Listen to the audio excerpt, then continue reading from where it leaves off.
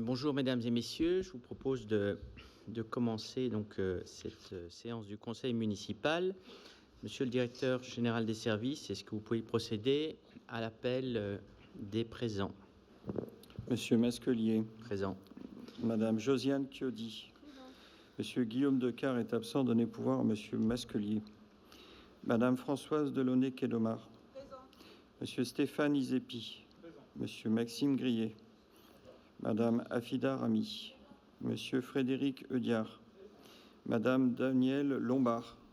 Monsieur Bernard Sabi. Madame Sylvie Blanc. Madame Yolande Lopez. Monsieur Jean-François Debézieux. Madame Yvonne Zucco. Monsieur Hervé Chiron. Madame Ginette Siffre. Monsieur Gérard Bonal.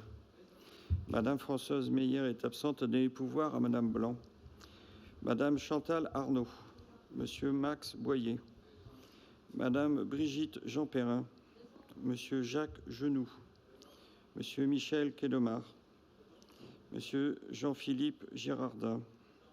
Madame Annie Bezin. Monsieur François Tibéry est absent. Donnez pouvoir à Madame Rami. Monsieur Fabrice Morinval. Madame Élodie Marcandella. Monsieur Nicolas Marty. Madame Elena Jacot. Monsieur Pierre Cordina. Madame Joëlle Dubois-Mougin. Monsieur Spinirny. Monsieur Pierre Tomasi. Monsieur Jacques Blanc-Villain. Monsieur Jimmy Jean-Pierre est absent. À donner pouvoir à Madame Vuillemin. Madame Nathalie Oudot. Madame Brigitte Villemin. Madame Claudette Vermèche. Le quorum est atteint, monsieur. Merci beaucoup, sauf que c'est Frédéric et pas François Tibéry. Donc, on va nommer un secrétaire de séance, Madame Jacot. Donc, tout le monde est d'accord, donc vous êtes élu secrétaire de séance. Ensuite, il convient d'adopter le procès-verbal de la dernière séance du 14 décembre 2022. Y a-t-il des observations sur ce projet de procès-verbal qui vous a été communiqué? Non, il n'y en a aucune. Donc, y a-t-il des votes contre? Non, donc c'est adopté à l'unanimité. Et donc, nous commençons l'ordre des délibérations par Monsieur Isépi. Oui, bonsoir, Monsieur le maire, chers collègues. Dans cette première délibération, il vous est demandé d'approuver les termes d'une convention de partenariat en matière de vidéoprotection entre la commune de Saint-Raphaël et la copropriété Centre commercial de la Gare. La copropriété Centre commercial de la Gare s'est dotée d'un système de vidéoprotection avec toutes les autorisations qui vont avec, dont celle du préfet. Cette vidéoprotection est amenée à être connectée au CSU de la police municipale et donc de la ville de Saint-Raphaël. Donc on vous demande d'approuver les termes d'une convention de partenariat. Ce système de vidéoprotection est important, même si bien sûr il est dans un ensemble qui est une copropriété. C'est aussi un endroit de passage quotidien de nombreux Raphaélois ou de touristes qui vont du secteur sud au secteur nord de la ville en traversant cette copropriété qui permet d'atteindre un ascenseur qui est important pour toutes les personnes et les personnes à mobilité réduite. Voilà. Tout à fait. Puis on a renforcé également la présence humaine, ainsi que dans le cadre du partenariat qu'on a avec la police nationale au sein des DGPO, effectivement. Merci Madame Bezin aussi de votre intervention régulière dans ce domaine, dans la mesure où c'est trop souvent squatté par des individus qui n'ont rien à y faire. Y a-t-il des observations? Non, aucune. Y a-t-il des votes contre? Pas d'abstention. C'est adopté à l'unanimité. Merci beaucoup. Madame Lombard. Oui, bonsoir à tous. Merci, monsieur le maire. Cette délibération concerne la révision du plan local d'urbanisme et va en fixer les modalités de concertation. Monsieur le maire rappelle que par délibération du 22 avril 2021, le conseil municipal a prescrit la révision générale numéro 2 du PLU et à ce titre fixé les objectifs poursuivis et les modalités de la concertation. Ces modalités de concertation ont évolué, donc il s'agit d'approuver la liste de ces modalités. Nous rappelons que le bureau d'études qui a été désigné est le bureau d'études Alpicité, qui a été désigné pour guider la commune dans l'élaboration de ce projet. Monsieur le maire rappelle également que le conseil municipal porte une volonté forte d'association et de participation de la population dans l'élaboration du projet de révision générale du PLU, et ce, à toutes les étapes de la construction du projet. Il s'agit donc maintenant de définir les modalités de cette concertation. Donc, l'information dispensée aux étapes clés de l'élaboration, le diagnostic, le PADD, dans le journal municipal et dans la presse locale. Sur le site internet de la ville, une rubrique spécifique a été faite et sera dédiée et accessible à tous durant toute la procédure. L'ouverture de registres d'avis dans les bureaux annexes des mairies, à Boulouris, Le Dramont, Aguet, Valescure, ainsi qu'une adresse mail dédiée au PLU, qui est notée dans la délibération, qui est concertationplu@ville-saint-raphaël.fr, permettant à chacun de s'exprimer sur le projet de révision. Donc chacun pourra y avoir accès et donner son avis. La mise à disposition des documents de synthèse support de la concertation seront aussi au service de l'urbanisme de la ville. Le projet d'aménagement et de développement durable et des orientations d'aménagement et de programmation. La mise à disposition des documents officiels au fur et à mesure de l'avancement de la procédure sera aussi sur le site de la ville et dans les mairies centrales ou au service urbanisme. Et les 2 réunions publiques d'information et de débat, dont une avant le débat sur le PADD, donc qui devrait avoir lieu à l'automne, et une avant l'arrêt du projet par le conseil municipal, qui aura lieu plutôt au printemps 2024, ainsi qu'une rencontre dans les quartiers qui va se faire au fur et à mesure de l'avancement de l'élaboration du PLU. Donc le conseil municipal doit dire et approuver ces nouvelles modalités de concertation qui ont été affinées par rapport à la dernière fois. Oui, puis toutes les concertations que nous ferons nous-mêmes. On a déjà commencé avec des conseils de quartier, président de conseil de quartier, donc c'est une concertation très importante dans ce domaine-là, comme dans d'autres où nous avons eu l'occasion, dans de très nombreux domaines, effectivement, de mettre au cœur des décisions que nous prenons la concertation publique. Y a-t-il des observations? Y a-t-il des votes contre? Y a-t-il des abstentions? Donc 2 abstentions. Y a-t-il une motivation à l'abstention? Oui, en fait, on avait demandé, lors de la première délibération, une animation plus large de cette concertation en amont, et notamment la présentation de maquettes sur les quartiers qui allaient être particulièrement impactés.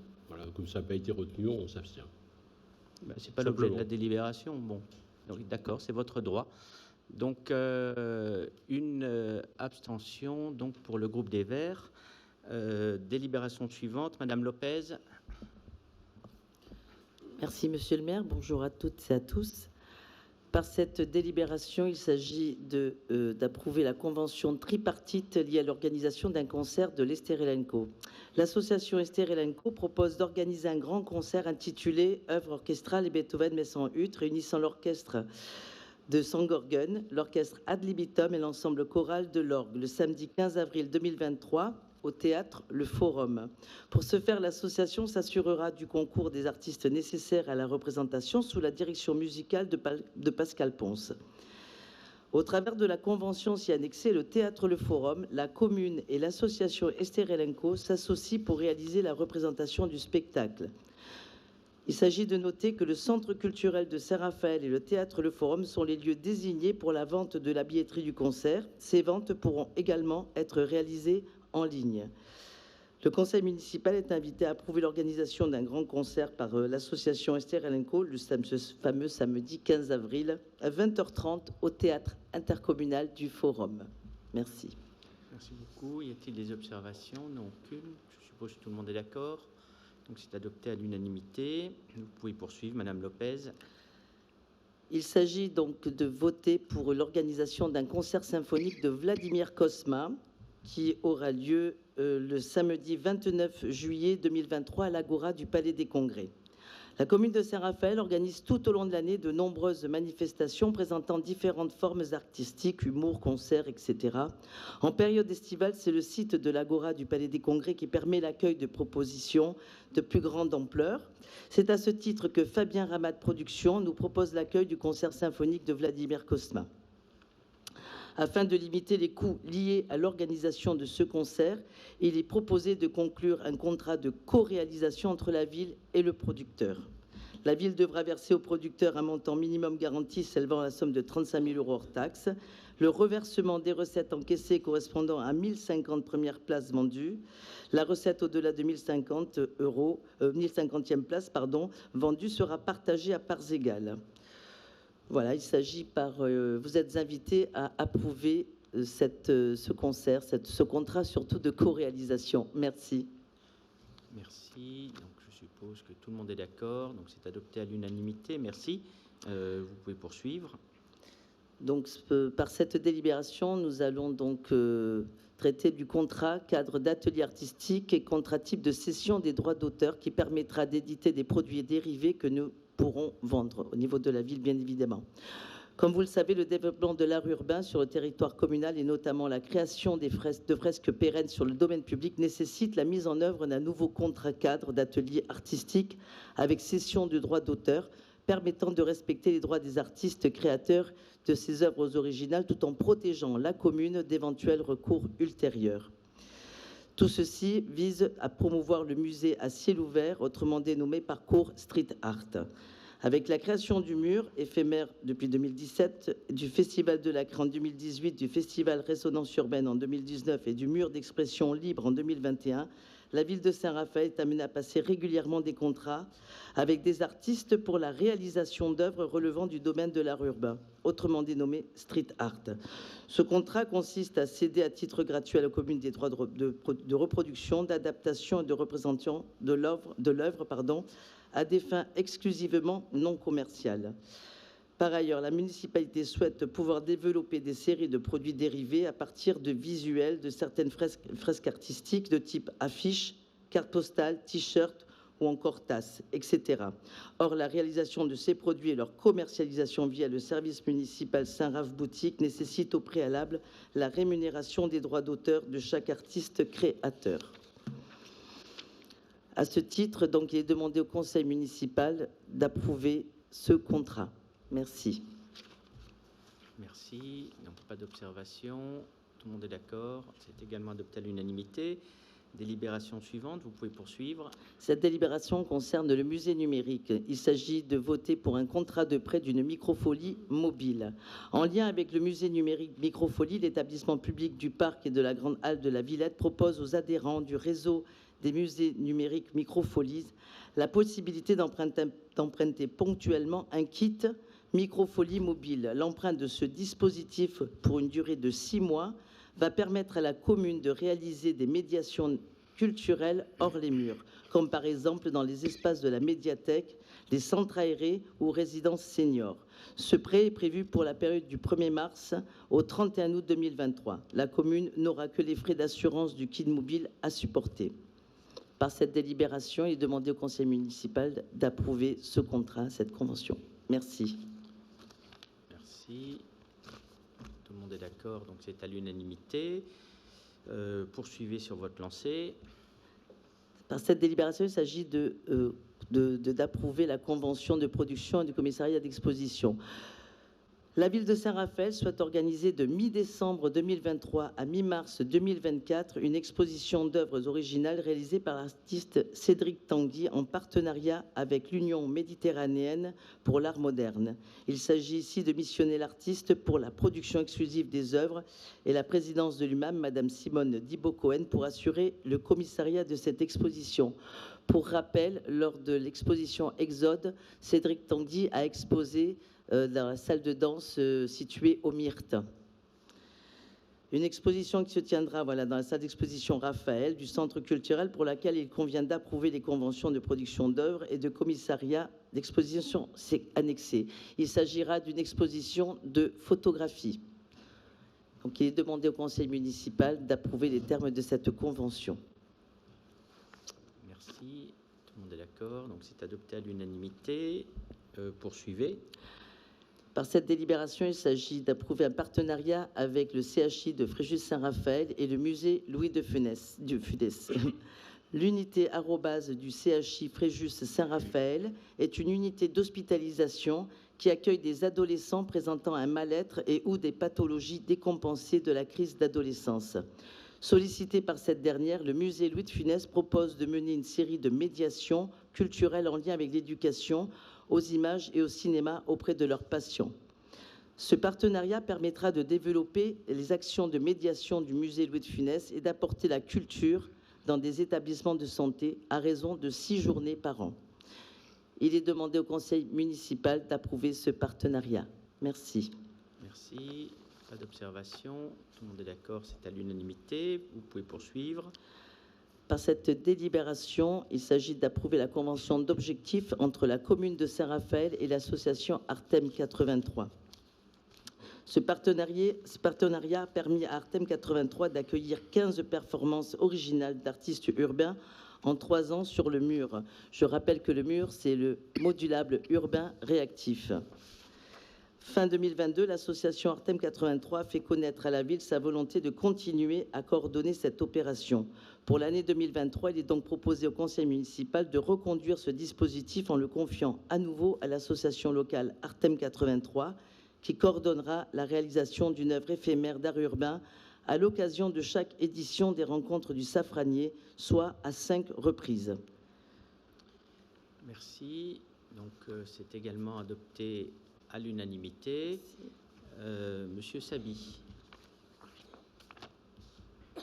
Oui, merci Monsieur le maire, bonsoir à tous. Cette délibération concerne une convention constitutive d'un groupement de commandes avec la ville de Fréjus pour la passation de marchés publics relatifs à l'organisation de spectacles pyrotechniques. En effet, donc, les municipalités de Saint-Raphaël et de Fréjus souhaitent organiser un premier feu d'artifice commun le 14 juillet 2023 dans la baie de Fréjus-Saint-Raphaël. D'une durée de 20 minutes environ, ce spectacle pyrotechnique sera d'une grande qualité artistique, rythmé et sans temps mort, avec un intense bouquet final d'environ 2 minutes. La présente délibération vise à permettre la mise en place juridique et technique du projet au moyen d'un groupement de commandes pour la réalisation commune des spectacles pyrotechniques.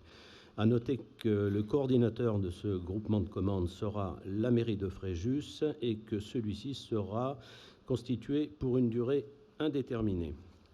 Il est donc demandé au conseil municipal, suite à cet exposé, d'approuver les termes de la convention constitutive d'un groupement de commandes joint en annexe, autoriser monsieur le maire ou son représentant à signer la dite convention et à prendre toute décision d'exécution en découlant. Procéder à l'élection du membre titulaire et du membre suppléant de la commission d'appel d'offres du groupement de commandes. Oui, merci. Donc, on souhaite faire une très belle fête du 14 juillet, donc une grande fête populaire avec un feu d'artifice, puisque vous savez que c'est le 14 juillet de tradition, on le mène en commun avec la ville de Fréjus, et bien de faire un feu d'artifice qui serait à la frontière des 2 villes. Donc, plutôt que faire des feux d'artifice séparés pour chacune des villes, les 13 et 14, donc on aura un feu d'artifice commun, mais de plus grande ampleur. Donc, c'est la raison de ce groupement de commandes. Donc, il y a 2 votes, me semble-t-il, sur le principe du groupement de commandes et ensuite sur l'élection des membres. Y a-t-il des observations sur le groupement de commandes? Oui, Madame Oudot. Oui, bonjour à tous. Effectivement, nous sommes favorables à ce groupement de commandes, mais nous souhaitons que le groupement n'oublie pas que les feux d'artifice sont connus pour leur pollution. Comme les sapins de Noël. Et on espère de tout notre cœur qu'il y ait de moins en moins de feux d'artifice et que la mairie s'oriente vers d'autres spectacles moins polluants ou d'autres méthodes. Donc si ce groupement peut contribuer à trouver des solutions pour ne plus utiliser de matériaux nocifs pour l'environnement, ça sera parfait. On restera tous chez nous à dormir tranquillement, ne vous en faites pas, on connaît votre projet de société. Donc, vous faites de très beaux spectacles, son et lumière. Tout à fait, ça utilise de l'électricité, le son et lumière, donc vous savez, c'est consommateur d'énergie, Donc vous voyez que pour chaque manifestation, on peut trouver des arguments. Vous utilisez un ordinateur portable également, ça consomme de l'électricité. La consommation carbone énergétique d'un mail est également considérable. Donc vous êtes venu en voiture, me semble-t-il. Donc on peut à l'infini multiplier ce genre de prescriptions qui finalement n'apportent pas grand-chose, si ce n'est de dire qu'effectivement vous avez un autre modèle de société que le nôtre, et ça c'est tout à fait votre droit. Donc, on a noté vos réserves. Donc, vous abstenez. Non, vous êtes d'accord sur le groupement de commande, donc qui est adopté à l'unanimité. Et comme élection, je propose qu'il y ait Madame Chiodi en tant que titulaire et Monsieur de Bézieux en tant que suppléant. Je suppose qu'il n'y ait pas d'autres candidats. Donc, y a-t-il des votes contre, des abstentions? Non, aucune. Donc, voilà, vous avez comme mission de nous aider à avoir un magnifique feu d'artifice pour le 14 juillet, pour notre belle fête nationale. Délibération suivante, Monsieur de Bézieux, justement. Monsieur le maire, merci. Chers collègues, la municipalité souhaite mettre en œuvre un ensemble cohérent d'actions pour mieux faire connaître et mettre en valeur les faits de la Seconde Guerre mondiale qui ont marqué Saint-Raphaël, dont notamment un chemin de mémoire parcourant la ville. Dans le cadre de sa politique mémorielle, la commune a souhaité installer des tables d'information sur différents sites historiques. Certains d'entre eux n'étant pas sur la propriété communale, il y a lieu de demander l'autorisation d'implantation aux propriétaires concernés. Ce chemin sera matérialisé de 10 tables d'information connectées racontant l'histoire de la ville de 1940 à 1944. Les lieux d'implantation de ces équipements ont été sélectionnés en priorité, d'une part, au regard de l'histoire et d'autre part, à l'égard de leur accessibilité pour les personnes à mobilité réduite.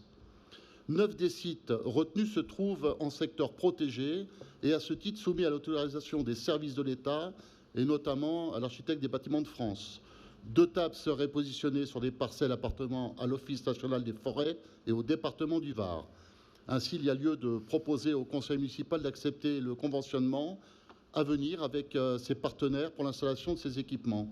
Le conseil est donc invité à approuver le conventionnement à intervenir, autoriser monsieur le maire ou madame la première adjointe à signer tout acte, convention ou document y afférent, autoriser monsieur le maire ou madame la première adjointe à déposer toute demande administrative nécessaire à cette opération et autoriser monsieur le maire à déposer toute demande relative aux droits des sols. Merci, monsieur le maire. Merci beaucoup. Donc, y a-t-il des observations? Non, aucune. Des votes contre? Pas d'abstention. C'est à l'unanimité. Monsieur Sabi. Merci, monsieur le maire. Cette délibération concerne un avis sur le renouvellement de l'autorisation d'exploiter des jeux de hasard au Casino de Saint-Raphaël. La société Casino de Saint-Raphaël, qui est le groupe Lucien Barrière, exploite le casino de jeux de la commune au terme d'un contrat de délégation de service public signé le 18 avril 2008 pour une durée de 20 ans à compter du 1er juin 2008. Dans le cadre de cette exploitation, le délégataire a sollicité l'avis du conseil municipal sur le renouvellement de son autorisation de jeu en cours de concession. Le délégataire sollicite donc l'avis du conseil municipal pour un renouvellement de son autorisation de jeu dans les termes strictement identiques. Son renouvellement est sollicité pour une durée de 5 ans, soit jusqu'au 1er juin 2028, qui est en fait l'échéance de sa délégation de service public. Outre l'intérêt sur le plan touristique que représente un casino de jeux sur Saint-Raphaël, celui-ci contribue également au développement de l'économie locale en employant 70 personnes et en contribuant aux recettes de la ville à hauteur de 915 000 €, ainsi qu'au mécénat de certaines associations sportives et culturelles à hauteur de 264 000 €. Cette activité est en outre parfaitement maîtrisée par le délégataire en totale synergie avec les actions développées par la commune dans son développement de son attractivité.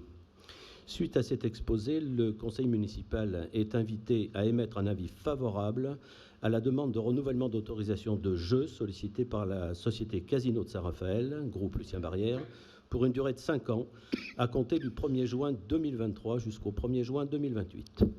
Merci beaucoup. Y a-t-il des observations? Des votes contre? Des abstentions? Non, c'est adopté à l'unanimité. Merci beaucoup. Madame Chiodi. Merci, Monsieur le maire. Bonsoir à tous. Il vous est demandé par cette délibération d'approuver la liste des friches commerciales de la commune situées dans le centre-ville, recensées au 1er janvier 2023, établies selon le périmètre voté en 2018 et qui reste inchangé. Liste jointe au rapport qui porte sur 16 cellules référencées. Et de décider l'application de la base annuelle de la taxe annuelle 2024 sur ces friches commerciales selon le barème fixé dans la délibération du 30 novembre 2017. En vous rappelant que cette taxation a pour objet principal de favoriser la reprise d'activité et d'inciter le contribuable de la taxe foncière de ces locaux commerciaux et professionnels à proposer leurs biens sur le marché à des prix en adéquation avec le contexte économique actuel. Je vous remercie. Merci beaucoup. Y a-t-il des observations? Pas d'observation. Des votes contre? Aucun. Pas d'abstention. C'est adopté à l'unanimité. Merci beaucoup. Monsieur Sabi. Merci, Monsieur le maire. Cette délibération concerne l'adoption d'une convention constitutive d'un groupement de commandes permanent entre la commune de Saint-Raphaël et STRL Côte d'Azur Agglomération, dans le cadre des travaux de rénovation des golfs 9 et 18 trous de l'Estérel. Consécutivement à la mise en place d'un groupement d'autorités concédantes dans le cadre de l'attribution de la gestion des golfs 9 et 18 trous de l'Estérel par le biais d'une concession de service public, il y a lieu de créer un groupement de commandes aux fins de procéder au lancement des différentes procédures pour sélectionner notamment et dans un premier temps, un assistant à maître d'ouvrage dédié aux travaux. Considérant la situation suscitée, vu la délibération numéro 212 du Conseil communautaire en date du 9 décembre 2022 autorisant la création d'un groupement d'autorités concédantes entre la commune de Saint-Raphaël et STRL Côte d'Azur Agglomération, vu la délibération numéro 38 du Conseil municipal en date du 14 décembre 2022 autorisant la création d'un groupement d'autorités concédantes entre la commune de Saint-Raphaël et STRL Côte d'Azur Agglomération, vu la nécessité de procéder au lancement de plusieurs procédures pour sélectionner notamment un assistant maître d'ouvrage en charge de déterminer les travaux, vu le code de la commande publique traitant des groupements de commandes, suite à cet exposé, le conseil municipal est invité à approuver la création du groupement de commandes entre la commune de Saint-Raphaël, qui en est le coordinateur, et STRL Côte d'Azur Agglomération, aux fins de mener à bien les procédures de passation des différents marchés publics d'assistance nécessaires à la concession des services publics de gestion des golfs, et sélectionner notamment un assistant à maîtrise d'ouvrage technique. Le dit marché d'assistance de maîtrise d'ouvrage technique fera l'objet d'un transfert à la communauté d'agglomération des notifications de la convention de groupement de commandes à ses deux membres. Approuver les règles de fonctionnement telles que décrites dans la convention constitutive jointe en annexe et autoriser Monsieur le maire ou son représentant délégué à signer les documents nécessaires à la mise en place d'un groupement de commandes. Merci beaucoup. Y a-t-il des observations? Non? Oui. Oui, allez-y, je vous en prie. Oui, donc on voulait juste exprimer un vote contre, vous le savez, conformément à notre première prise de position sur ce dossier, puisque nous avions souhaité qu'avant la reconduction, il y ait une analyse et une discussion sur cette reconduction. Donc on n'avait pas proposé qu'il y ait une suppression de golf, on avait proposé qu'il y ait une réflexion. Vous vouliez sur la réfléchir poursuite ou discuter sur la suppression du golf? Absolument. Voilà, donc on a bien compris. Donc je vous précise juste qu'un golf, si vous n'aviez pas d'a priori idéologique, vous devriez savoir que c'est également un lieu d'espace de préservation de la biodiversité très important. Vous regarderiez les efforts qui sont notamment faits par le golfe de Valescure, mais pour ça, il faudrait que vous y prêtiez attention sans aucun a priori. C'est avec des ruches, avec... Monsieur Chiron pourrait vous en parler, et encore de très nombreuses initiatives. Donc, ce qui vous dérange, c'est que vous avez un espace privé, finalement. C'est ça le problème pour le golf. C'est une interprétation, mais je pense qu'elle n'est pas très éloignée de votre pensée. Je traduis juste pour tout le monde. En tant que professeur de sport, effectivement, oui. je m'intéresse un petit peu au sport, oui. Voilà, donc c'est vrai que d'après les feux d'artifice, ce sont les golfs, donc ça promet. Il y a 2 votes contre, et donc c'est évidemment adopté à l'unanimité du reste du conseil municipal. Donc allez-y, on va égrener pour voir d'autres choses qu'on pourrait plus faire si il y avait un changement de majorité un jour. Donc délibération suivante, Madame Lombard. Merci, Monsieur le maire. Cette délibération concerne le bilan annuel des affaires immobilières pour l'année 2022. C'est une obligation chaque année de faire ce bilan. Donc, il vous est soumis d'approuver le bilan qui est joint. Il y a les acquisitions, il y a les ventes, les servitudes, le procès-verbal de carence qui sont détaillés. Est-ce que je fais le détail? Non, pas besoin. Non, hein, tout est noté sur la délibération et son annexe. Donc c'est simplement de prendre acte de du bilan des affaires immobilières. Merci beaucoup. Donc, comme vous l'avez dit, il y a des acquisitions et des ventes, puisque la commune acquiert aussi du patrimoine afin de constituer des réserves foncières, notamment pour des réaménagements en centre-ville. Donc, ce sont des investissements et c'est également des investissements sur l'avenir. Y a-t-il des observations? Pas d'observations. Des votes contre? Pas de vote contre. Pas d'abstention. Donc c'est adopté à l'unanimité. Je vous en remercie. Monsieur Isepi. Oui, dans cette délibération, il vous est demandé d'approuver les dispositions du procès-verbal contradictoire de mise à disposition entre la commune de Saint-Raphaël et STRL Côte d'Azur Agglomération de l'équipement ascenseur situé avenue Victor Hugo desservant la gare SNCF. C'est la phase 2 des travaux pour l'accessibilité, enfin pour améliorer l'accessibilité entre la gare de Saint-Raphaël, de Saint-Raphaël bien sûr, et la gare routière qui est attenante à l'ensemble et qui crée un pôle, ce qu'on peut appeler un pôle multimodal et ce que l'on appellera un pôle multimodal, puisque en tout début de semaine, nous discutions avec les services de la SNCF et les services de transport de la région pour que l'on puisse vraiment dénommer cet ensemble pôle multimodal. Donc il convient d'améliorer l'accessibilité pour les passagers. Il faut savoir que ces dernières années, c'est entre 1,2 million et 1,5 million passagers accueillis chaque année sur cette gare, qui est une gare TER, mais qui est aussi une gare TGV. Voilà, donc nous sommes dans la phase 2 des travaux. Donc le remplacement de l'ascenseur actuel qui n'a plus le rendement pour les montées et les descentes des passagers accueillis en gare de Saint-Raphaël tout au long de l'année. Donc ce sont des accords à acter dans cette délibération entre la ville de Saint-Raphaël et STRL Côte d'Azur Agglomération.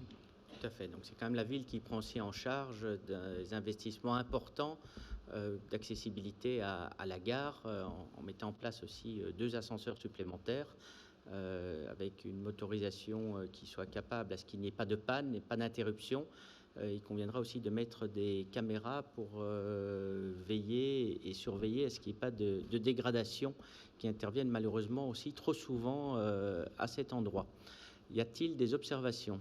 Non, pas d'observation. Des votes contre? Non, aucun. C'est adopté à l'unanimité. Merci beaucoup.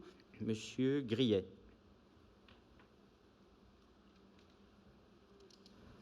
Pardon? C'était moi qui étais prévu, monsieur le maire, je ne sais pas. La 18? Oui. Ah, j'avais monsieur Grillet sur ce qu'on m'a remis, donc allez-y. C'est une convention avec Orange. La société Orange a proposé à la commune la conclusion d'une convention d'installation, de gestion, d'entretien et de remplacement de lignes de communication électronique à très haut débit en fibre optique sur 3 bâtiments communaux, 45 rue de la Vieille Église, 64 rue Charabois et le centre nautique municipal de Santa Lucia. Ce nouveau dispositif a pour objectif le déploiement du réseau fibre qui permet d'optimiser la qualité et la rapidité des moyens de communication. Chaque bien fera l'objet d'une convention distincte. Il s'agit donc d'approuver cette convention et d'autoriser monsieur le maire ou madame la première adjointe à les signer. Oui, nous avons encore mis en demeure la société Orange, d'ailleurs, car la rapidité, c'est surtout la rapidité du déploiement de la fibre sur toute la commune de Saint-Raphaël que nous souhaitons, et malheureusement, on est souvent au ralenti du fait de modifications de politique quant à la stratégie de déploiement pris au niveau national, et ça explique que vous ayez pas encore l'intégralité des quartiers qui bénéficient de la fibre, ce qui est évidemment extrêmement pénalisant, étant rappelé qu'Orange a le monopole du déploiement sur la commune de Saint-Raphaël. Y a-t-il des observations? Non. Des votes contre? Aucun. C'est adopté à l'unanimité. Donc, j'ai encore Monsieur Grillet. Voilà. Merci, Monsieur le maire. Bonsoir à tous. Cette délibération concerne une convention de mandat de maîtrise d'ouvrage pour la rénovation des façades de l'avenue du commandant Guilbault. Comme vous le savez, le programme de requalification du bord de mer a débuté mi-octobre. Les travaux consistent notamment à la reprise intégrale des réseaux, à la mise aux normes de l'accessibilité PMR dans l'espace public et en accord avec l'architecte des Bâtiments de France à la démolition des anciennes terrasses couvertes en vue de leur remplacement par des pergolas harmonisés. Un protocole auquel la commune et l'agglomération étaient parties a été signé avec chaque exploitant et propriétaire des murs de l'établissement concerné. Les parties se sont accordées pour considérer qu'une rénovation de certaines façades pourrait utilement être réalisée. Cet embellissement profitera tant à l'image de la commune qu'aux propriétaires privés. Pour une organisation optimale des travaux et afin que la commune conserve la maîtrise du chantier, il est apparu opportun qu'elle soit également chargée de la maîtrise d'ouvrage des travaux de rénovation des façades. D'où cette convention de mandat pour chaque propriétaire intéressé et volontaire. Les travaux se feront aux frais avancés de la commune, ensuite recouvrés par l'émission de 3 titres de recettes sur les montants, un premier tiers 12 mois après la réception des travaux, un second tiers 12 mois après le premier titre et enfin un dernier tiers 12 mois après le second titre. Le conseil municipal est invité à approuver la convention de mandat de maîtrise d'ouvrage, autoriser monsieur le maire ou la première adjointe à signer les différentes conventions, autoriser monsieur le maire à déposer tout dossier ou toute demande relative aux autorisations administratives et notamment celles afférant à l'obtention des autorisations liées au droit du sol. Dire que les recettes et les dépenses en résultat feront l'objet des inscriptions budgétaires correspondantes. Merci beaucoup. Donc, c'est une délibération pour d'étapes dans le cadre de réaménagement et de la rénovation du cours Guilbault, donc qui est en cours. Et il était normal, effectivement, qu'on ait également l'embellissement des façades et notamment au moment où les pergolas et les vérandas doivent être posés. Donc ça, c'est pour l'amélioration, évidemment, de ce projet qui est le début de la réalisation de celui de la promenade des Bains. Y a-t-il des observations? Y a-t-il des votes contre? Pas d'abstention. C'est adopté à l'unanimité. Je vous remercie. Délibération suivante. Madame Lombard. Merci, Monsieur le maire. Dans cette délibération, il s'agit de prendre acte de la constitution de la Commission locale des sites patrimoniaux remarquables et de son règlement intérieur. Lors du dernier conseil municipal, nous avons acté la constitution de la commission locale du SPR. Il s'agit maintenant de prendre acte de son règlement intérieur et nous renouvelons aussi l'approbation de la constitution de cette commission car les deux actions doivent être aussi concomitantes. Donc vous avez en annexe la commission qui était déjà votée au conseil municipal précédent. Il s'agit donc maintenant d'approuver la constitution de la commission locale des sites patrimoniaux remarquables de la commune et de prendre acte du projet de règlement intérieur de la commission locale des sites patrimoniaux remarquables de la commune qui est ci-joint annexé.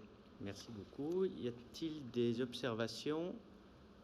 Oui, Monsieur Tomasi. Oui, on a eu l'occasion d'en discuter en commission finances et travaux. Donc nous, on aurait souhaité être présents en tant qu'élus dans cette commission. Et également, au titre des associations, on pense qu'il y avait d'autres associations qui auraient pu également intégrer ce... Laquelle? Par exemple, le groupement national de sauvegarde des arbres. Oui, bon. Voilà. Donc, c'est notre avis. C'est ceux qui pensent que les arbres sont des êtres vivants, c'est ça? C'est des êtres humains? Donc, nous aurions effectivement souhaité que il y ait d'autres associations et qu'en tant qu'élu, on soit présent. Donc on vote contre pour cette raison. D'accord. Bon, tout d'abord, c'est une commission, on n'a pas besoin de mettre d'opposition dans toutes les commissions qui sont des commissions de travail, donc on n'est pas dans un conseil municipal, il n'y a pas lieu d'avoir des débats politiques. Sur l'association, vous voulez peut-être vous exprimer, Madame Oudot? C'est bien eux qui considèrent que les arbres sont des êtres humains, c'est à peu près ça? Non, mais en revanche, je suis déléguée du groupe national de surveillance des arbres sur le Var, et je suis aussi... À quoi vous pouvez nous expliquer? Je ne connais pas, je ne suis pas membre de cette association. On essaie de défendre déjà les arbres d'alignement qui sont coupés sur le bord des routes alors qu'ils sont protégés par la loi. Et on essaie aussi de faire de l'information auprès des particuliers pour qu'ils apprennent à soigner et à conserver leurs arbres et à les faire sortir des projets immobiliers. Faire sortir quoi? Les arbres? Oui, de prévoir que les arbres ne soient pas abattus quand il y a un projet immobilier. Ah ben oui, mais sauf que si vous avez que des arbres sur un terrain, c'est pour ça qu'il faut remplacer les arbres qui sont abattus par d'autres arbres. Oui, mais monsieur le maire, vous savez très bien qu'on ne peut parce que vous remplacer... considérez, mais dites-le que vous considérez que c'est des êtres vivants comme des Je humains, et ce sera plus clair pour tout le monde. Oui. C'est comme ça, on comprend votre logique. Vous savez très bien, monsieur le maire, que remplacer un arbre qui a 50 ou 100 ans par un arbre qui n'en a que 10 ou 20 n'a pas du tout le même impact sur l'environnement, sur la biodiversité et sur la possibilité. Oui. Allez, d'accord. Et sur la gestion de l'air aussi. J'avais expliqué à monsieur Tomasi, concernant la composition de cette commission, qu'elle était en cohérence avec le projet municipal et le projet de monsieur le maire, qu'elle était aussi en cohérence avec la Direction régionale des affaires culturelles et l'ABF. Mais surtout, elle a été votée à l'unanimité, je crois, lors du dernier conseil. Donc, M. Tomasi vote contre ce qui a été voté par son groupe la fois dernière. Donc, mais c'est normal, vous êtes toujours dans un double langage, donc c'est normal que vous y perdiez parfois. Je vous remercie. Donc, les débats sont toujours aussi brillants en face de vous, monsieur le maire. Oui, toujours mais aussi brillants. Parce que c'est dur de vous suivre. C'est effectivement, la biodiversité, c'est quelque chose qui ne vous est pas... Pardon? Je dis, ce qui concerne la biodiversité, puisqu'on parlait des arbres, c'est pas quelque chose qui vous est forcément connu. Ça, c'est vous qui l'affirmez. Oui, absolument. Vous n'avez pas le monopole. Non, je n'ai pas le monopole. Vous n'avez pas de connaissances supplémentaires dans ce domaine-là. Un petit peu plus, je pense que oui, parce que vous vous baladez sur Internet à regarder effectivement sur différents types Internet. D'associations. On m'a fait part la dernière fois d'une manifestation qui aurait été organisée par vos parcs. Quand vous faites venir un expert qui vous dit les conclusions du GIEC, ces 3000 pages, je ne les ai pas lues. Donc effectivement, vous avez le droit de faire venir ce type d'expert pour qu'on puisse échanger. Ça montre un peu tout le sérieux. Donc on en parle peut-être moins que vous, mais on le fait plus sérieusement. Donc c'est effectivement la différence entre vous et moi, c'est que je le fais peut-être plus sérieusement que ce que vous le faites. Vous êtes très sérieux, mais je ne comprends absolument pas ce que vous venez de dire. Ah ben voilà, écoutez, ceux qui ont pu y participer ont pu regarder également le sérieux de ce type d'échange. Qui était Qui était dans la salle? Dites-moi. Moi, qui je était Moi, je ne fais pas de délation. Non, mais qui était présent et qui vous rapporte des faits comme cela? Des participants. Et qui a organisé Vous les des noms Vous êtes inquisitorial en plus. Et qui a écoutez, voilà. Et qui a organisé cette réunion? Je ne sais pas de quoi vous parlez. Écoutez, nous allons passer au vote. Il y a 2 votes contre la délibération qui est proposée. Donc, il y a l'unanimité du reste du conseil municipal qui se prononce en faveur de cette délibération. Merci beaucoup. Donc, délibération suivante, Madame Chiodi. Oui, il s'agit par cette délibération d'approuver l'aliénation d'un tracteur agricole au prix de 5 000 € et de décider son retrait de l'inventaire communal et autoriser Monsieur le maire ou son adjoint délégué à signer tout acte afférent à la mise en œuvre de la présente délibération. Merci beaucoup. Y a-t-il pas d'observation, pas de vote contre? C'est adopté à l'unanimité. Je vous en remercie. Madame Jean Perrin. Oui, bonsoir à tous. Merci, monsieur le maire. Il s'agit d'approuver une convention de partenariat avec l'école de la deuxième chance. Dans le parcours d'apprentissage qu'ont ces jeunes au sein de l'école de la deuxième chance, 75 jeunes sont concernés au total sur l'agglomération. Il y a l'initiation aux activités culturelles et on peut aller jusqu'à l'initiation à des activités sportives. Ce partenariat permettra en fait à ces groupes de jeunes encadrés par l'école de la deuxième chance de découvrir la médiathèque, Microfolie, mais aussi le Créalab, Il y aura des visites guidées sur les musées, mais aussi les expos et le street art. Tous ces jeunes vont pouvoir venir, il suffira de les inscrire et il y aura des créneaux qui leur seront réservés. Donc ce partenariat est conclu pour une durée d'1 an. Il est renouvelable par tacite reconduction pour 2 périodes supplémentaires de la même durée. Je vous propose donc d'approuver la convention de partenariat avec l'école de la deuxième chance et d'autoriser monsieur le maire ou l'adjoint délégué à signer la dite convention. Oui, je voudrais aussi remercier, je crois que c'est Madame Arnaud qui est aussi bien impliquée dans cette opération, n'est-ce pas? Avec Madame Ragano aussi, Oui. Voilà, donc c'est aussi important parce que vous le portez chaque année, vous êtes présent, vous occupez de la logistique et donc il faut aussi rendre hommage aux bénévoles qui sont aussi impliqués dans le bon fonctionnement. Y a-t-il des observations? Non. Y a-t-il des votes contre? Pas d'abstention. C'est adopté à l'unanimité. Merci beaucoup. Donc ensuite, on a un certain nombre de subventions. Oui. Madame Ramy. Oui, bonsoir chers collègues. L'association Saint-Raphaël Judo organise un tournoi labellisé par la Fédération française de judo les 8 et 9 avril 2023 au complexe Omnisport. Cette manifestation, représentant un intérêt sportif et participant de la belle manière à l'animation de la ville, il est proposé donc d'attribuer cette subvention exceptionnelle d'un montant de 3 800 € à l'association. Merci beaucoup. Pas de vote contre, donc adopté à l'unanimité.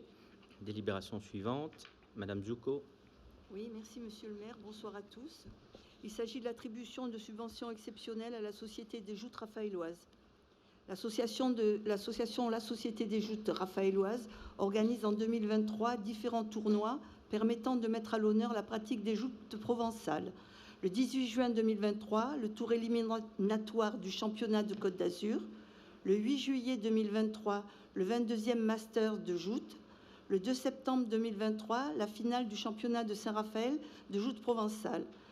Ces manifestations contribuant à perpétuer la tradition des joutes provençales à Saint-Raphaël et participant de belle manière à l'animation estivale du port de Santa Lucia et du Vieux-Port, il est proposé au conseil municipal d'attribuer à la dite association une subvention exceptionnelle de montant de 1 000 € pour chacun de ces tournois, soit un total de 3 000 €.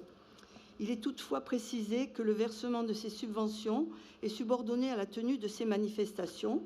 Donc, le conseil municipal est invité à attribuer une subvention exceptionnelle de 3 000 € à la Société des Joutes Raphaéloises pour l'organisation de ces 3 manifestations.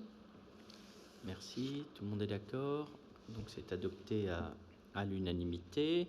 Délibération suivant, Madame Ramy. Il s'agit ici d'évoquer l'association Saint-Raphaël Country Club qui organise cette année 2 tournois homologués par la Fédération française de tennis. C'est sur les sites Bodino et Roland-Garros. Ces 2 tournois donc, auront lieu le premier du 18 au 24 juin. Tournoi international senior qui sera plus ouvert aux joueurs bien expérimentés de plus de 35 ans, qui attire à peu près plus de 150 participants et 20 nationalités. Et le deuxième tournoi du 1er au 16 juillet, le tournoi Open d'été, ouvert donc à tous les licenciés et qui verra s'affronter plus de 600 joueurs.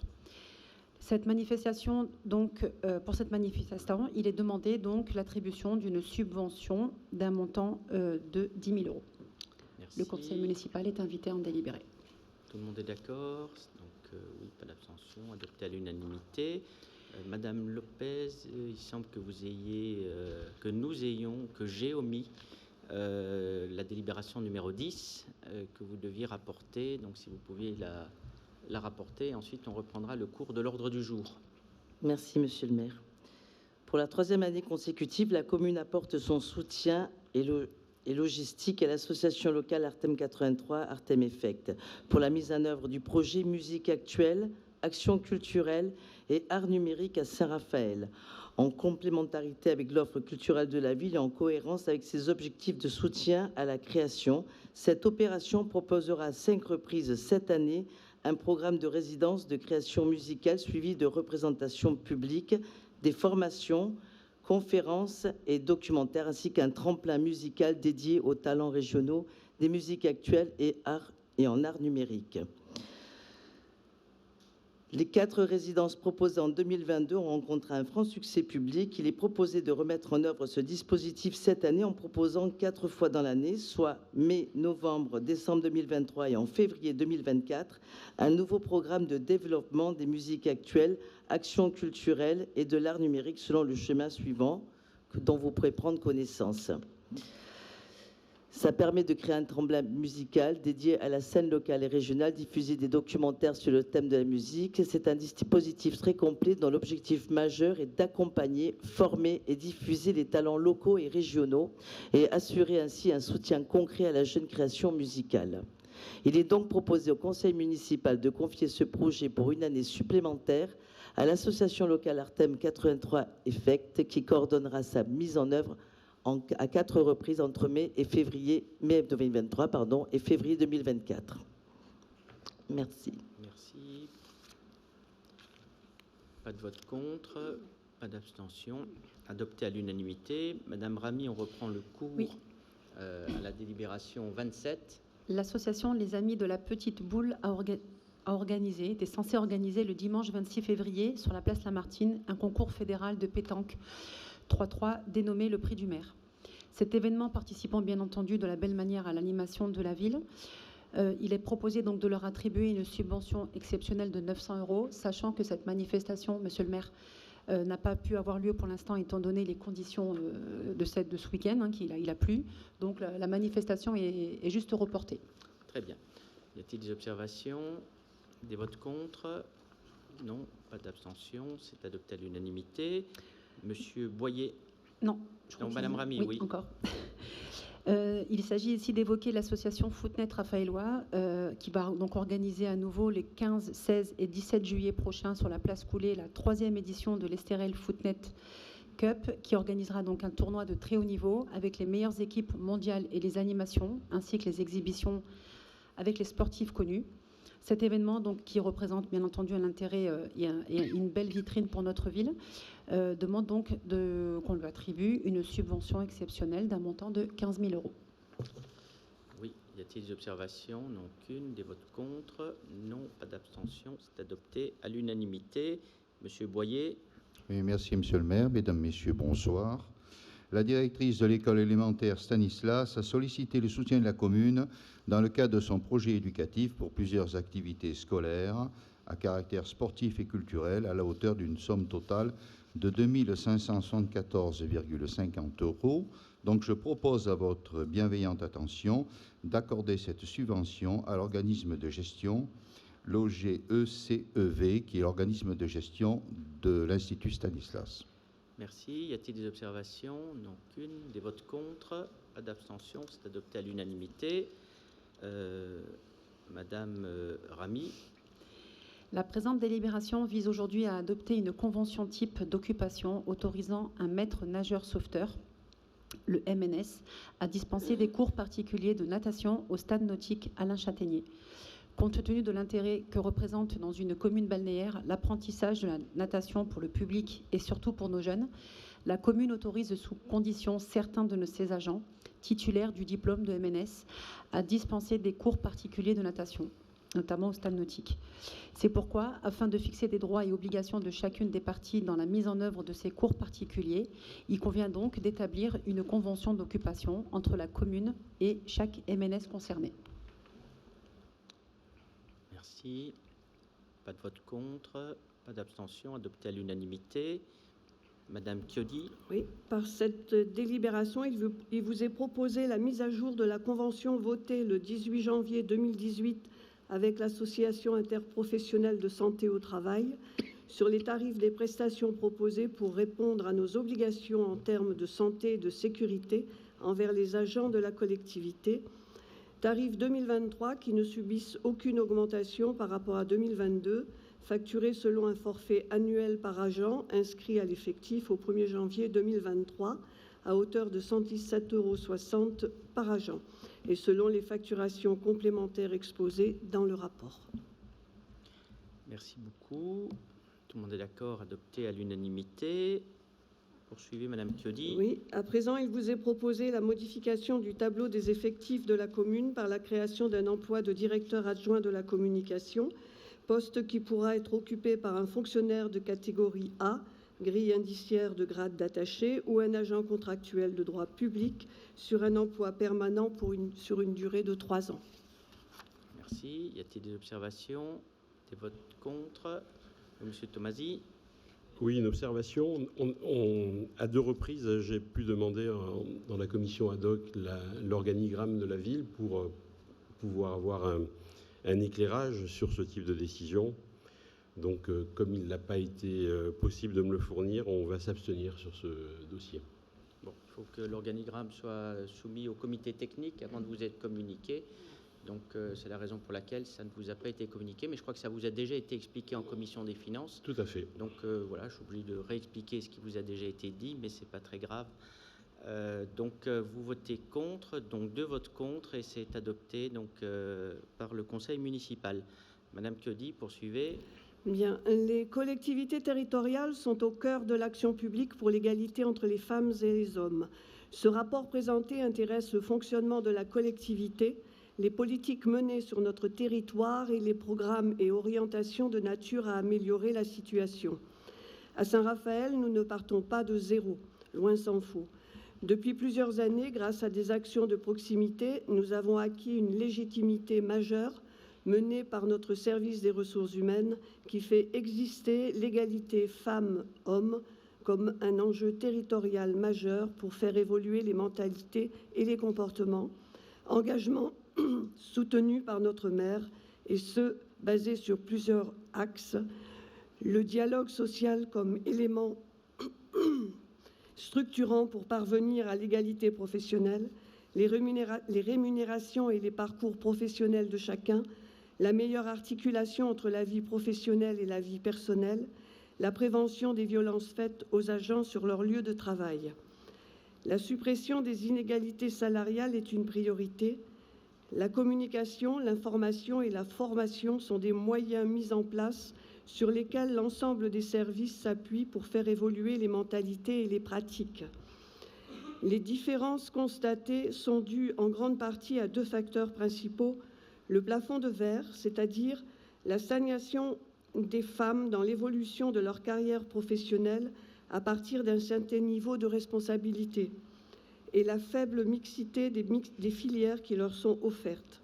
Pour exemple, la filière technique, qui compte plus de 40% de femmes, intègre notamment les agents d'entretien, postes occupés par des femmes majoritairement et plutôt moins bien rémunérés. Pour autant, les actions menées au titre de la formation pour pallier les dangerosités qui engendrent des accidents de travail, d'une part, et d'autre part pour améliorer leurs connaissances afin d'un changement d'orientation ou de concrétisation d'un projet au sein de la collectivité, sont mises en place et proposées à chacun. À noter également un accompagnement et une écoute pour remédier aux situations de précarité ou difficultés touchant les familles. Et par le biais du comité d'œuvre sociale, notre maire tient à apporter notre concours au soutien nécessaire. Il est aussi bon de rappeler que des journées de sensibilisation aux addictions ont été mises en place, suivies d'accompagnement selon les différents problèmes liés. Les agents sont suivis quant au règlement de la sécurité au travail par des visites inopinées sur site. Qu'une cellule de lutte contre le harcèlement et les violences au travail recueille en toute confidentialité toute atteinte à la dignité depuis plus de 4 ans. Il vous est proposé de prendre acte de ce rapport qui fait état de la politique des ressources humaines de notre commune en ce qui concerne notamment le recrutement, le temps de travail, la formation professionnelle, les conditions de travail, la rémunération et l'articulation entre vie professionnelle et vie personnelle, menée par le service des ressources humaines, rompu à ce genre d'exécution des politiques publiques souhaitées par notre maire, et que je remercie et félicite vivement au passage pour leur gestion au quotidien de quelques 1300 agents, toutes entités confondues, et aussi de 39 élus. Je vous remercie. Merci beaucoup. Enfin, 39, 35. Oui. Oui. Je gère 35. Oui, majorité. C'est 39 le conseil municipal, mais il ne faut pas dire que je gère. Non, mais. Il le prendrait mal. D'accord. Donc, y a-t-il des observations sur ce rapport? Pas d'observation. Donc, il s'agit de prendre acte, c'est ça? Donc, on prend acte. Donc, voilà. Donc, je vous propose de passer à la délibération suivante, qui est le rapport d'orientation budgétaire. Tout à fait. Et qui n'est pas un simple document financier. Il constitue avant tout un acte politique qui fixe les grandes lignes de l'action publique pour l'année qui s'ouvre et trace la perspective visée par la majorité municipale dans le cadre d'un contexte contraint par des facteurs externes. C'est sur ces orientations que doit s'engager un débat au sein du conseil municipal en amont de l'adoption du budget primitif de l'année. Ainsi, les données relatives à l'année 2023 prennent en compte le contexte marqué par le retour d'une situation inflationniste à un niveau jamais atteint depuis 1985, ainsi que les conséquences de l'évolution sensible des coûts de l'énergie, conséquences directes des choix réalisés depuis 11 ans par un État enfermé dans les injonctions d'écologistes dogmatiques auxquelles il a choisi de se soumettre. C'est toi qui l'as dit. C'est moi qui l'ai dit. La fermeture de la centrale de Fessenheim et l'abandon de la politique d'indépendance énergétique nucléaire impulsée par le général de Gaulle n'en sont que les symptômes les plus visibles. L'envolée inflationniste à laquelle sont soumis nos concitoyens est aussi une réalité pour les collectivités locales. Il ne se passe pas une semaine sans que notre administration ne soit soumise à la sollicitation d'un prestataire réclamant une révision de prix. Et au lieu de nous accompagner pour contenir la flambée des prix, le gouvernement nous affaiblit en posant un cadre juridique à la flambée des prix à travers la circulaire du 29 septembre 2022 qui invite à la modification des contrats publics devant des circonstances imprévisibles, comme un encouragement à accepter largement les révisions de prix. Mais le gouvernement ne se contente pas de se positionner en pompier pyromane sur l'inflation. Il s'est engagé dans une spirale infernale via sa décision unilatérale de procéder à une hausse des bases de la fiscalité locale sans précédent au cours de ce siècle. Ainsi, les contribuables seront encore et toujours plus taxés et les collectivités locales amputées d'une large partie de leur autonomie fiscale. Cette dérive est d'autant plus inquiétante qu'elle accompagne dans le même temps la poursuite de la politique de réduction des dotations de l'État aux collectivités.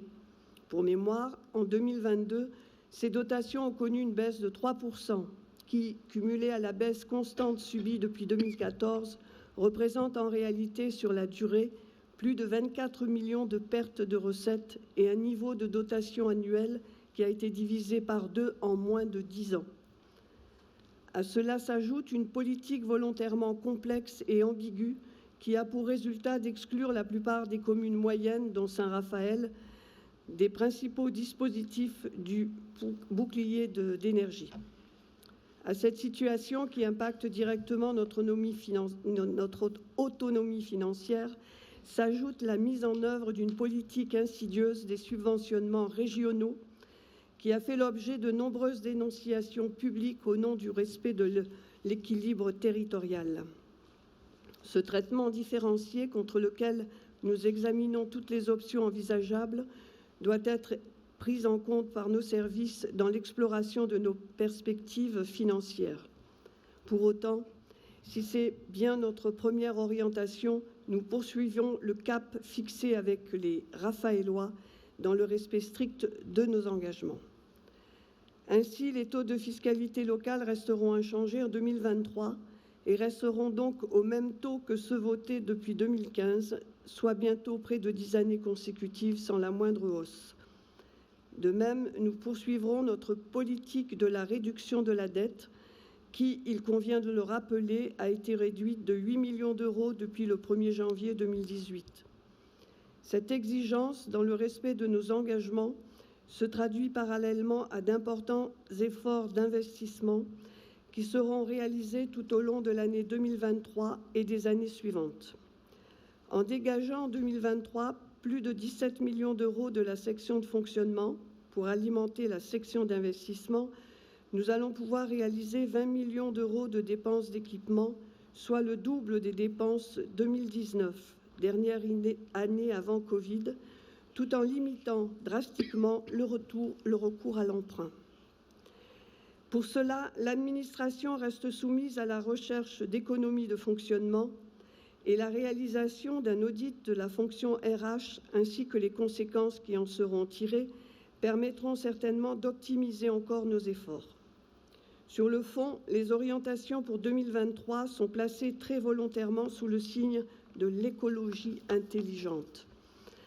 Une écologie intelligente en ce qu'elle n'actionne que des leviers positifs et une écologie intelligente en ce qu'elle ne se limite pas à des effets d'annonce comme c'est souvent le cas dans notre région. En effet, il convient de noter que le démarrage de la procédure de révision du plan local d'urbanisme, qui doit s'achever à l'horizon du mois de janvier 2025, a indéniablement pour vocation de protéger notre patrimoine naturel et architectural. 2023 verra également la réalisation des 2 premières opérations de désimperméabilisation des cours d'école, Monge et Petit-Défend.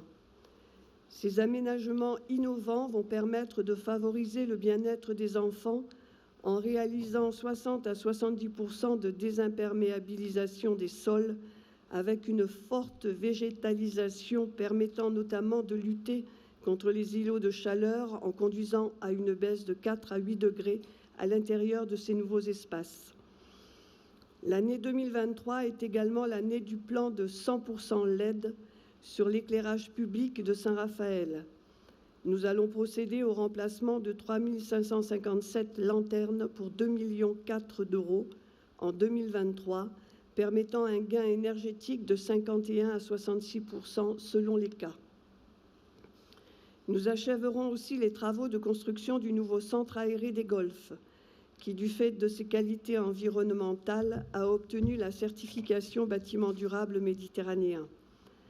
Un très beau projet d'écologie intelligente, puisque les choix effectués nous ont permis d'obtenir 42% de subventions pour un programme évalué à 3 millions d'euros.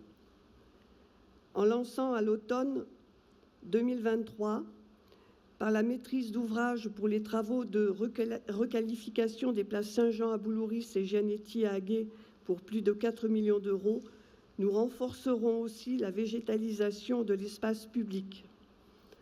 Engager une politique écologique intelligente, cela veut aussi dire que l'on peut se permettre de mener une politique de sécurité intelligente. Ainsi, nous engageons la 5e phase de vidéoprotection pour 23 caméras supplémentaires implantées sur la voie publique pour atteindre en 2025 l'objectif de 150 caméras de voie publique que nous nous étions fixés en début de mandat. Aujourd'hui, avec le report des caméras de la régie des parkings, de la régie des ports et des bâtiments communaux, le centre de supervision urbain exploite un total de 333 dispositifs de vidéoprotection. Ces moyens conservent leur vocation première qui est la sécurité de nos concitoyens et l'élucidation des faits délictueux. Ce ne sont pas de simples agents verbalisateurs automatisés selon l'usage restrictif et encore une fois punitif dans certaines communes. La sécurisation de notre ville passe aujourd'hui aussi par des aménagements d'espaces publics dans la logique de la prévention situationnelle. C'est ce que nous allons réaliser cette année avec le réaménagement et l'embellissement du jardin d'Arménie, dont les accès seront d'ailleurs réduits et fermés la nuit. Dans un souci aussi de sécurisation des usagers, la réfection de la passerelle Général Leclerc permettra la création d'actions PMR, ainsi que l'intégration d'un espace vert économe en eau. L'amélioration de l'aspect esthétique de l'entrée de ville se poursuivra sur 2024 avec le réaménagement intégral de l'avenue. Enfin, dans le domaine des sports et des loisirs, les travaux de réhabilitation des golfs de l'Estérel et de l'Académie, qui seront engagés à l'automne non seulement vont permettre de rendre cet équipement plus attractif pour les usagers, mais devraient également permettre d'appliquer de nouveaux aménagements techniques plus économes en eau. La couverture du boulodrome de l'Estanque à Boulouris, qui apportera de l'ombrage aux boulistes, sera enfin réalisée avant la saison estivale. Pour terminer, à côté de ces opérations, la ville va engager le regroupement et la modernisation de l'offre tennistique sur le site Roland-Garros, avec la création de 4 terrains extérieurs en terre battue, de 3 terrains extérieurs en résine surenrobée, de 3 tennis couverts, de 3 terrains de padel, de 3 terrains couverts de squash pour un total de 6 millions d'euros. Enfin, d'autres projets sont en cours de finalisation pour un aboutissement lors du budget primitif 2023. Telles sont les principales orientations politiques qui ont présidé à l'élaboration des orientations budgétaires pour 2023.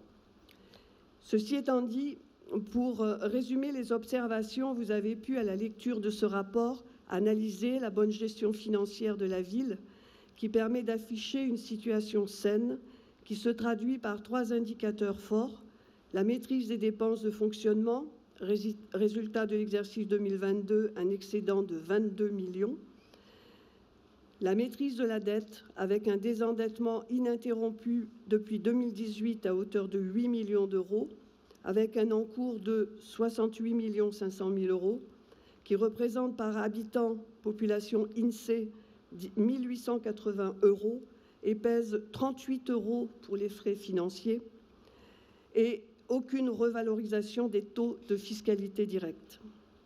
Gestion saine qui permet de dégager 20 millions pour investir en 2023 et continuer ainsi de préparer l'avenir en programmant de nouveaux investissements structurants. Et malgré la poussée inflationniste qui affecte l'évolution des dépenses, nous réitérerons notre politique volontariste en faveur de l'investissement grâce toujours à une recherche efficace des recettes et à la préservation de l'autofinancement par des mesures de sobriété budgétaire. Nous développerons encore la qualité du cadre de vie de notre belle cité. Nous soutiendrons notre tissu économique et nous entretiendrons notre patrimoine. Et les mots d'ordre seront toujours les mêmes: rigueur, exigence, pour continuer notre programme et tenir nos engagements. L'avenir est quelque chose qui se surmonte. On ne subit pas l'avenir, on le fait. Je vous remercie. Merci beaucoup pour cette remarquable présentation, Madame Chiodi. Effectivement, nous construisons ensemble l'avenir sur des bases saines, et ces bases saines, nous les dégageons depuis quelques années avec le désendettement. Vous le signalez, c'est un désendettement important. C'est plus de 10% de désendettement, pourtant face aux difficultés. Et ça, c'est évidemment les marges de manœuvre pour pouvoir investir avec un programme d'investissement. Cette année, et sous l'intitulé du verbe faire, c'est une année de réalisation. Donc nous devons mettre en œuvre également les engagements que nous avons pris. Et je crois que c'est aussi un des traits marquants de ce budget, c'est le respect des engagements. Nous sommes attachés à la parole qui a pu être donnée aux Raphaélois qui nous ont fait confiance. Et donc nous devons arriver à mettre en œuvre donc, le programme grâce au budget que vous avez présenté en favorisant encore une fois l'investissement sur des dépenses de fonctionnement et avec aussi une logique d'économie. Tout euro dépensé doit l'être efficacement. Y a-t-il des observations sur cette présentation? Monsieur Tomasi. Oui. Mesdames et messieurs, c'est la loi qui nous permet chaque année d'entamer ce débat sur les orientations stratégiques de notre collectivité. Les conditions essentielles du débat démocratique sont de permettre à des positions contradictoires, s'il y en a, de s'affronter avec respect. Aussi, je vous présente un commentaire sur les orientations stratégiques qui nous sont proposées, qui viennent de nous être proposées, et des propositions allant dans le sens de ce que vous appelez l'écologie intelligente. Un commentaire sur les orientations. Le facteur le plus impactant pour les années à venir n'est pas évoqué. Le réchauffement climatique et ses multiples conséquences pour notre territoire, la montée des eaux, les risques de submersion, la sécheresse, les inondations, les incendies, la perte de biodiversité, alors que les scientifiques l'attestent comme un fait présent et futur. Passé ce premier constat inquiétant, passons aux propositions. Votre texte fait part d'une orientation volontaire sur le signe de l'écologie intelligente. Bravo, orientons-nous dans cette direction. La procédure de révision du PLU devrait permettre, nous dit-on, de valoriser notre patrimoine. 2 des 4 opérations prévues de désimperméabilisation des cours d'école. Nous en réjouissons puisqu'elles faisaient partie de notre programme. Un plan tardif mais présent de transformation de notre éclairage public. La construction d'un nouveau centre aéré, la requalification de places de quartier, une multiplication des caméras de surveillance, des améliorations esthétiques et des travaux sur des espaces sportifs ainsi que sur la réhabilitation des golfs. En dehors du PLU, il s'agit ici de descriptions d'actions engagées ou à engager plus que d'orientations fortes, d'objectifs, d'engagement qui détermineraient l'avenir de notre territoire. Autour de nous, pourtant, des maires prennent des décisions fortes pour limiter les dégâts à venir. Récemment, et tout proche de chez nous, le maire de la petite commune de Bagnols disait lors de ses vœux « L'enjeu prioritaire pour 2023 peut se décliner en un seul mot, transition. Nous devons remettre en question, poursuivait-il, nos modes de vie pour garantir la future sécurité de notre territoire. Nous devons repenser nos rapports à l'eau et aux énergies. » J'ai entendu hier, je crois, ou avant-hier, votre intervention sur BFM à ce sujet. Ce n'est pas la même que le maire de Bagnols, ça, je vous confirme. 9 villages du Haut-Var ont pris des mesures drastiques immédiates. 87 communes sont actuellement en alerte sécheresse. Face à cette situation, dans le domaine donc des propositions, nous vous proposons, plutôt que d'embaucher un directeur adjoint à la communication, la création d'un service transition écologique, urgence climatique. Nous pourrions embaucher un cadre technicien spécialisé pour le diriger et ce service serait en charge transversalement de la mise en place d'un plan d'urgence communal chargé de la résilience de notre territoire, de sa nécessaire adaptation et de l'atténuation des effets constatés sur la qualité de l'air, la disponibilité de l'eau et la gestion des énergies. Ce service pourrait se doter en urgence d'un comité d'anticipation sécheresse. Les dispositifs existent. Un fonds d'accélération écologique dans les territoires doté de 1,5 milliard d'euros, qui est aussi appelé Fonds vert pour 2023. Il doit venir soutenir les projets de transition écologique des collectivités locales. Ce fonds vise notamment à soutenir la performance environnementale des collectivités, rénovation des bâtiments publics, modernisation de l'éclairage public, valorisation des biodéchets. L'adaptation des territoires au changement climatique et l'amélioration du cadre de vie, friches, mise en place de zones à faible émission pour les grandes villes, s'ajoute à ce dispositif. S'ajoute à ce dispositif le plan d'État pour le développement du vélo et des mobilités actives de 500 millions d'euros et le plan régional 100% climat sur lequel nous pourrions nous appuyer.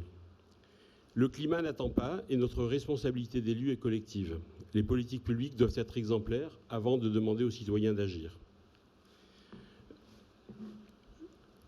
Je terminerai par une citation du Shift Project qui est extrêmement influent et mené par Jean Covici, que vous connaissez. Le mandat actuel sera le dernier mandat complet avant 2030, date à laquelle les émissions auront dû être divisées de moitié par rapport à 1990. On en est à moins 23% aujourd'hui. Les élus locaux doivent dès maintenant ouvrir les chantiers permettant l'atteinte de cet objectif. Les connaissances et les expériences accumulées offrent une foule de pistes d'action. Beaucoup ne nécessitent pas plus de moyens. Il s'agit souvent de commencer par arrêter de mal faire, c'est-à-dire d'aggraver les vulnérabilités en investissant dans des futurs obsolètes. Rendre chaque territoire résilient, c'est-à-dire le transformer pour anticiper les crises et mieux les affronter, doit devenir un objectif prioritaire des responsables politiques locaux.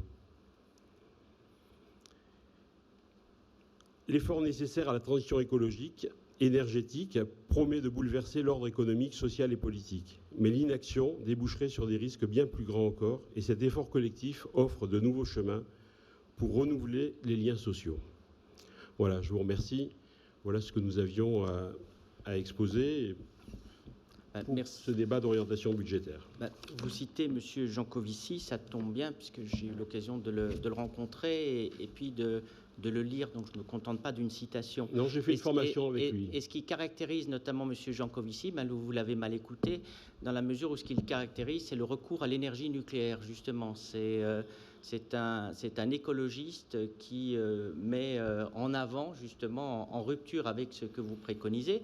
Mme Oudot, la fois passée, a bien développé toutes les réticences que vous aviez à l'égard de l'énergie nucléaire, que sans énergie nucléaire, on ne peut pas justement avoir de politique écologique efficace parce qu'on est dans une logique de décroissance. Donc, ce que vous soutenez de manière générale, c'est cette politique de décroissance. Et M. Jancovici, avec lequel je partage un certain nombre de constats, qui fait partie justement des écologistes intelligents, est un écologiste qui nous répète depuis des années que c'était une très grave erreur de se départir de ce qui faisait justement d'une des fiertés françaises et qui nous permettait d'avoir notre autonomie énergétique en matière d'électricité, c'était les investissements dans nos centrales nucléaires. Donc sur cette citation, moi je reprends effectivement la pensée de M. Jancovici, mais peut-être dans sa globalité, pas de manière partielle comme vous l'avez évoqué.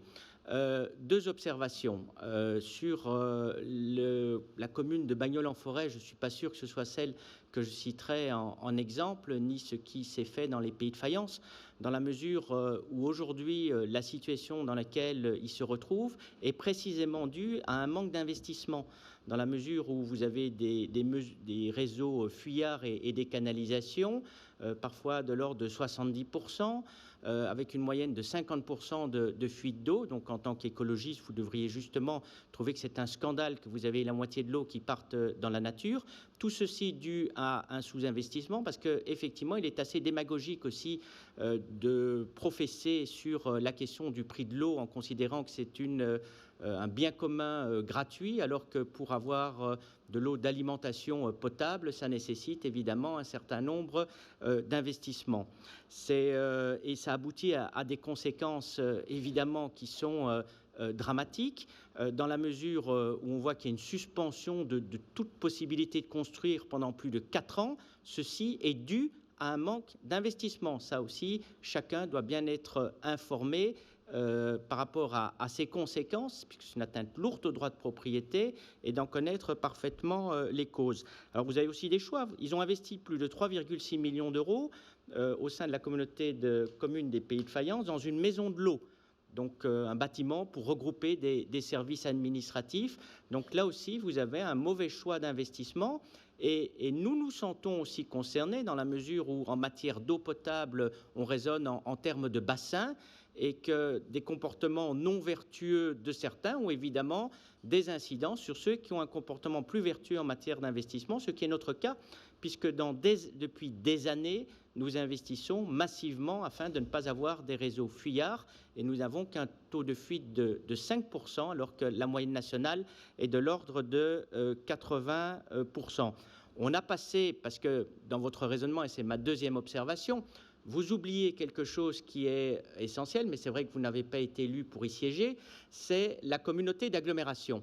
Dans la mesure où dans ses compétences, vous devriez savoir qu'il y a un certain nombre de domaines, et notamment tous ceux que vous citez qui ne sont pas de l'ordre de la compétence communale, mais qui sont de l'ordre de la compétence communautaire, dans lequel vous avez des actions importantes qui sont engagées. Donc une nouvelle délégation de services publics en matière de distribution de l'eau potable avec près de 100 millions d'euros d'investissement au cours des 20 prochaines années, avec notamment des investissements pour plus de 6 millions d'euros pour la ville de Saint-Raphaël dans les toutes prochaines années. Ce sont d'ailleurs les travaux que l'on voit à travers la ville. C'est ce que nous demandons, puisque vous avez écouté mon interview, c'est qu'on puisse nous permettre, comme ça se fait dans d'autres pays, de pouvoir réutiliser les eaux usées. Nous avons un projet sur la station d'épuration d'Aguet. Il y a 2 autres projets qui peuvent également être portés.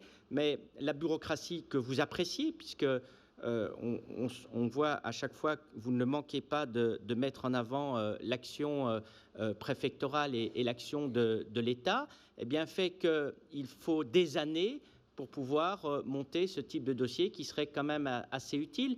Je crois qu'en Israël, vous avez près de 80% des eaux usées qui peuvent être réutilisées et nous-mêmes, nous sommes autour de 5%, donc on est parmi les plus mauvais élèves dans ce domaine. Donc vous voyez, c'est aussi par l'investissement.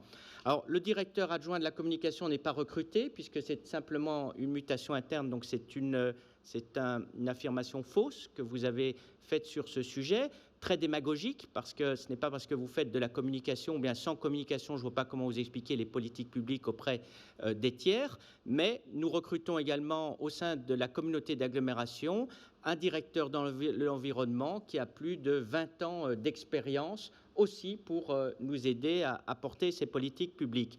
Alors le fonds vert, on ne vous a pas attendu non plus pour recourir et déposer des dossiers au sein de la communauté d'agglomération pour nous accompagner dans nos projets publics, parce qu'il y a également la question des déchets que vous n'avez pas évoquée, mais qui est bien entendu essentielle, et notamment dans le cadre de la valorisation de nos déchets. J'ai eu l'occasion d'avoir des rendez-vous avec monsieur le préfet également, avec monsieur le sous-préfet sur ce sujet. Et donc, ne vous inquiétez surtout pas, tous les dossiers sont déposés afin de pouvoir bénéficier du dispositif des fonds verts. Donc, vous voyez que c'est une approche tout à fait globale. En matière énergétique, Madame Chiodi, vous avez évoqué le remplacement des ampoules par des LED avec de fortes économies. Et puis également au niveau de la communauté d'agglomération, nous avons une réorientation des budgets qui étaient alloués auparavant auprès des promoteurs pour des logements neufs afin de pouvoir développer également la rénovation thermique et la rénovation de bâtiments qui sont de véritables passoires. C'est l'action qui est également menée par l'AREV, qui est l'organisme qui est financé aussi au sein de la communauté d'agglomération, et ceci depuis des années.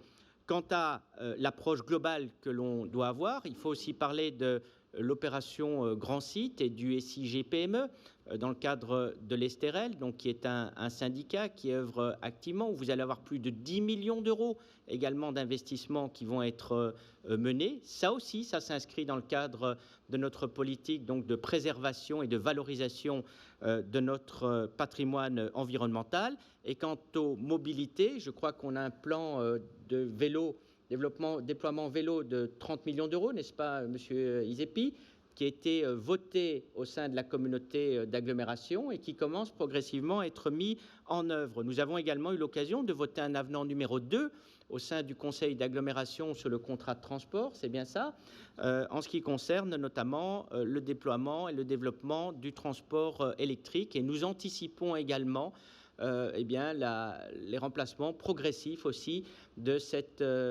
notre flotte afin de pouvoir passer avec davantage de véhicules électriques. Donc, je ne peux pas vous laisser caricaturer ce que l'on dit.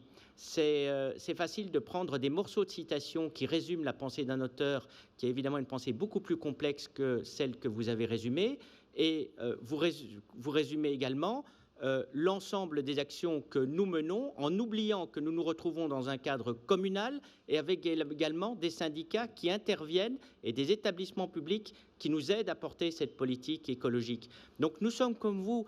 Vous n'aimez pas plus ce territoire que nous l'aimons, nous y vivons tous. Nous sommes également attachés à le protéger et c'est pour ça qu'on met cette politique en œuvre. Et vous n'avez pas, Monsieur Tomasi, le monopole de l'écologie, pour reprendre une formule célèbre.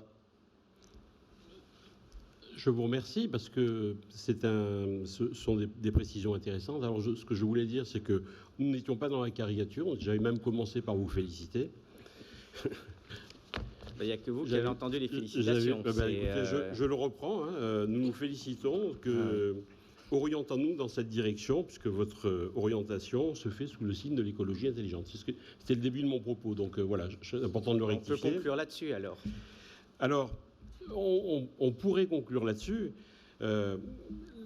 La question qu'on a posée ici, et on ne se pose pas du tout je dirais, en termes d'exemple, et on ne vous caricature pas, on suscite simplement des réflexions. Voilà ce qu'on voulait vous dire.